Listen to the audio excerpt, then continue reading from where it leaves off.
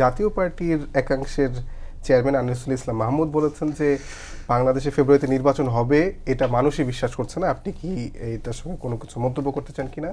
মন্তব্য করতে চাই, শুধু মানুষ বিশ্বাস, উনি ঠিকই বলেছেন, কোনো মানুষ বিশ্বাস করছে না। আমার যদি আধ্যাত্মিক জ্ঞান থাকতো আমি জিনদের কাছে জিজ্ঞাসা করতাম যে কোনো জিন বিশ্বাস করে কিনা, বা কোনো ভূত প্রেত পেতনি যেটাকে আছে অশরীরী আত্মা কঙ্কাল, মানে তারা এটা বিশ্বাস করে কিনা। আমার যদি হযরত সুলাইমান আলাইহিস সালামের মতো পশু পাখিদের মানে ভাষা বোঝার ক্ষমতা থাকতো, তাহলে আমি এই সমস্ত অভূত প্রাণীকে জিজ্ঞাসা করতাম যে তোমরা কি বিশ্বাস করো ফেব্রুয়ারি মাসে নির্বাচন হবে কিনা।